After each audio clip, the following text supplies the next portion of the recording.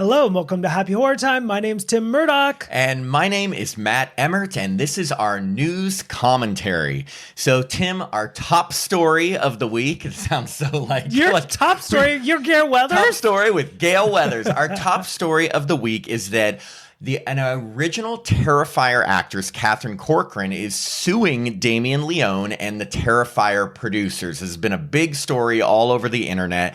According to Variety, Catherine Corcoran, who, of course you remember, she played Dawn in the original Terrifier, a.k.a. the girl who is hung upside down and hacksawed in half by Art the Clown while naked. It's a very memorable, disturbing scene.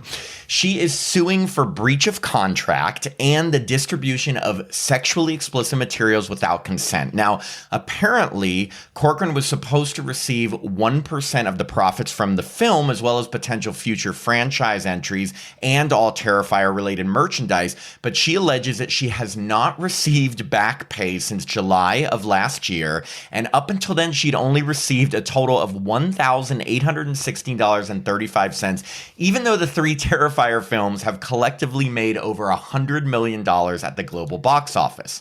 So, in addition, the suit claims that the producers never obtained her informed written consent to be filmed naked, as is required by the Screen Actors Guild, and the shooting of her death scene required her to be hung upside down by her ankles for over 10 hours in below freezing temperatures, which led to cranial swelling and eardrum damage. Yikes. Well, we did talk to Jenna Canal, and she said it was like freezing where they filmed, and the conditions were bad. Exactly. And so there's a lot going on in this suit. I do remember Jenna Canal said in our interview that conditions were really rough during Terrifier, which I guess I just assume that's how low-budget horror movies are. Right, like that movie's now, is it pushing a decade old? It is. It's pushing a decade. I guess I don't know anything about contracts, just to make that clear. But if they get 1%, who's that contract with? Like the studio that released Terrifier?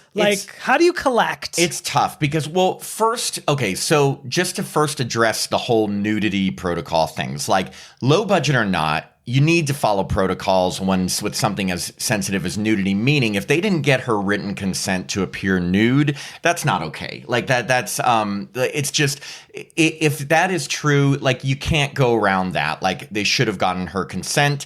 As for the 1% of all profits, like, I don't know how that works, but if that was promised, aka anything moving past the first movie was promised to her, then she's owed a ton of money. Now, maybe what if she was only promised 1% of the first movie? Then it wouldn't be correct, but I'm not sure. That's the thing. And Damien Leone and the producers have not responded yet. So I'd be interested to hear what they would say. Right. You know? And I just went through, I don't want to brag right now. But I just went to Universal Horror Nights and like they have her, like not her, but they have a, mannequin as her inside the maze. It's like the first thing you see, and like Art the Clown's like sawing her in half. Yeah. So it's like she is iconic from the first one, and who knows if that movie would have been as popular as it was with something with the scene so controversial. I mean, we've always talked about that scene because it's so like. Yeah, it's true. And the thing is there's a lot of things with payment and people receiving money. And as we know with like the whole Nev Campbell with the Scream thing, if people aren't being paid what was promised or what they deserve, that's not okay either. So, if she was promised this amount and suddenly they stop paying her and she hasn't received it, then she needs to be paid what she is owed. But with that said, I think why I was surprised to hear about this suit is because I know Catherine Corcoran has been going to conventions with the Terrifier cast and Damien Leone for years now. So I thought they were just on like the best of terms. My guess is that they, he's probably like, she probably brought it up and he's like, oh yeah. And then forgot about it. Yeah. Like, I feel like there's been a disconnect in communication. Yeah. And I'm guessing at one time they probably were really good friends and they did kind of have a bonding experience making this really tough, hard film to make. And I mean, the thing though with the conditions and the nudity not getting her consent, like that kind of stuff is not cool, like low budget or not. I know Jenna Cannell said like, low budget horror, the conditions are going to be shitty and stuff. It's tough though, because I think a lot of people are wondering, why did she wait until now when the series is huge? But at the same time, the series has become huge because of the foundation that was set by the movie she was in and the part she played in that death scene, which is one of the most memorable death scenes in all of horror. So maybe she didn't bring it up until now, because now she's like, wait a second, I didn't think 1% was much before, but now that the it's doing well, like, you owe me some money, and that's understandable. So I don't know. I wish and I hope that Damien Leone and the production companies do respond. Obviously, we got to hear both sides of the story, and I'm sure there's going to be a whole court battle over this. I mean, of course, I'm always going to root for the underdog. I feel like Damien Leone and the other guy, I don't know his name, like, when they call the shots, and plus, what actor would not? You know what I mean? Like, actors always want to work, and so it's like, and she's always supported the series and the franchise, but I always thought that, again, she was on good terms with Damien Leone. Like, Jenna Cannell loved Damien Leone. David Howard Thornton, I think, has a good relationship with him, but there's been stuff recently, there's been things, it's so funny that this little series has become big enough to have this much controversy. Well, I know. And it's fascinating because what was I going to say? I lost my whole train of thought. It's fascinating. No. It's just fascinating. Well, it's a shame that this is going on. Anytime there's controversy, I mean, it brings attention to the series, but I don't think this is the kind of attention that they want. Right. It's negative. Yeah. And I think because there have already been like allegations about Damien Leone's conduct on certain aspects, like that maybe this isn't going to look good for the series. But at the same time, I think that hopefully they can resolve this, because Terrifier is stronger than ever.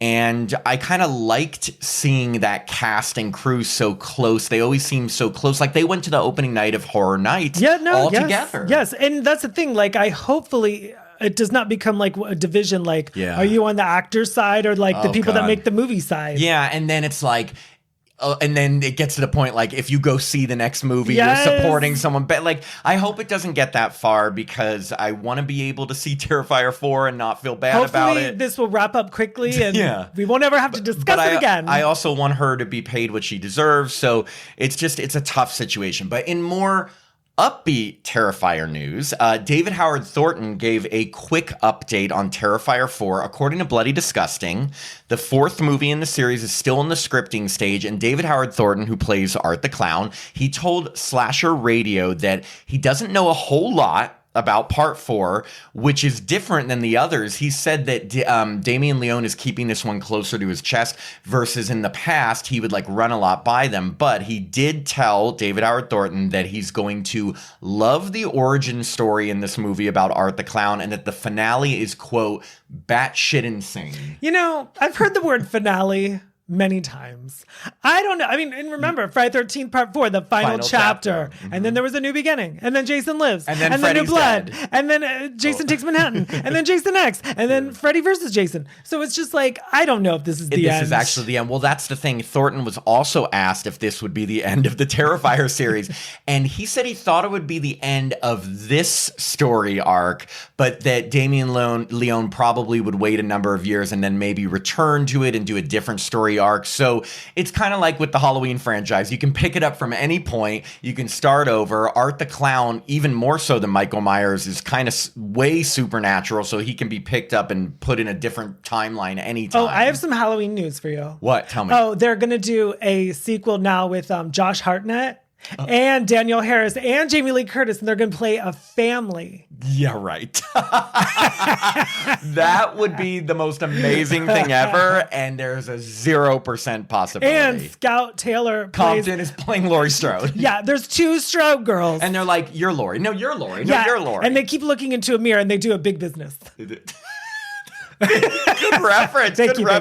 So, though a quote from Damien Leone, but this isn't news, he had said that this script is, quote, shaping up to be the most epic, horrifying, thrilling, emotional, and satisfying conclusion to the Terrifier saga. Now, how they're going to up the gore, like, how do you even up parts 2 and 3? Because those some of the kills in those movies were beyond gory. Here's the thing about the Terrifier films. Tell me about the film. Okay, I have watched the first one maybe 3 or 4 times. Mm-hmm. I love the first because one. it's a very haunting. It reminds me of the original Halloween. It's just very straightforward. It's simple. It's not like the next 2 movies. Right. Now the next 2, parts 2 and 3, I saw in the theater. I gave it my full attention. I stayed there for all 2 hours. Yep. These Terrifier you didn't barf like people I didn't did barf. In the I didn't walk out. I didn't see anyone barf, but I did see people walk out. But 2 hours is too long. So if I do have any notes, and I know no one's listening to me, keep the running time long. Just shorter is better. This is what I'm going to say. I'm going to make a grand prediction. Okay. We, and me specifically, love simplicity in horror movies, and I think that's why I gravitate toward the first Terrifier of the 3. Same. I can't imagine that this 4th one is going to suddenly be simple again. If anything, I think it's going to be even more complex than parts 2 and 3. If we're getting an origin story to art, it's going to be crazy and weird, and if this finale is batshit insane, there's going to be so much going on that I think this is going to be probably entertaining, but like not simple. Right. I mean? And if I open I was going to say the newspaper, because I get my movie times. That newspaper, 1985. I know. If I get my movie times from the newspaper. Yes. Said no one in the past 12 years, or 15, maybe 20. But if I see it's 2.5 hours, I'm gonna be pissed. You never know with this. But while we wait for Terrifier 4, I did find out that there is a new old school type of arcade game coming out called Terrifier the Artcade game. Get it, Tim? No, break it down. Art the Clown.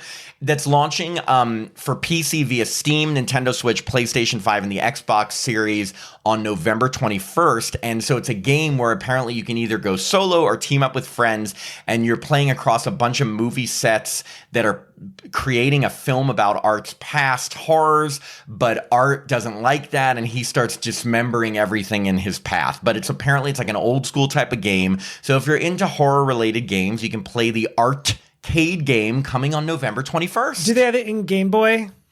If we want to go back in time 30 years, yes. Okay, so moving away from the Terrifier series, Jennifer's Body director Karen Kusama gave an update on the long-awaited sequel. So, okay, Jennifer's Body came out in 2009. I'm familiar. I saw it opening day. Yeah, it's been 16 years, and although it didn't do well in the box office, it's kind of earned a cult status. My niece really likes it because I think she was a teenager when it came out. So yeah, it's one of those alternative-ish, cool, angsty teen type of horror movies. And again, it has a big audience now. But original director Karen Kusama told Deadline that the original writer, Diablo Cody, is working on a sequel script right now. And although she wouldn't give anything away, she said it's going to be, quote, fun and crazy like the first film. Now, that tells us nothing. I mean, here's the thing. As a 48-year-old man, I'm not like, well, I guess what I'm wondering is, would they bring Megan Fox and Amanda Seyfried back because is it Jennifer's Body as adult women? Right, or maybe is it their daughters? Weird, but anyway, Kusama did say she's grateful the film eventually found its audience because it didn't do too well when it came out. I will totally see it. Apparently, she was flattered by all the nods to it that were in the show Overcompensating. Yeah. Because remember, Overcompensating, which is on Prime Video, there was even a cameo by Megan Fox. Remember that? She came out of the poster. What was that guy's name? Benito Skinner? Yes, the main guy. He's getting a divorce. Oh, okay. After 9 years. Oh, just thought everyone should know. There it is, news. Well, okay, so we're gonna leave a link in the YouTube show notes because there's an entire interview with director Karen Kusama about just the making of Jennifer's Body, working with the cast, some fun stuff in addition to this article. So we'll leave the link to that. But let us know in the comments: are you excited about a Jennifer's Body sequel? Do you care? Did you see Lisa Frankenstein? I didn't. I know that was Diablo. I thought it was cute. Didn't look like my type of movie, but I wouldn't be against seeing it. Yeah, you know? I mean, it fell into my lap, and I was like, "Oh, I guess I'll watch it." Oh, I was like, "Whoa, I guess I should watch it." Yeah, Diablo Cody did Juno also, right? Didn't she? I'm gonna say yes. I think she won an Oscar for that. Oh wow. Okay, so yeah, let us know what you think, and let us know what you think of all this Terrifier news, and if you're excited for part 4. Okay, the next piece of news is Mike Flanagan just did a post on Instagram announcing that the Carrie TV series series has wrapped production. He shared a picture of his like director's chair. It was all signed by the cast. And his post said this, and this sounds very promising. He said, quote, "This has been one of the best experiences of my career, one of the very best ensembles I've ever worked with, and already one of my favorite projects ever. Cannot wait for you guys to see what we made." Now, that's a lot because he's worked on a ton of shit. He really has. And I think he just produced Shelby Oaks. Oh, yes, he did.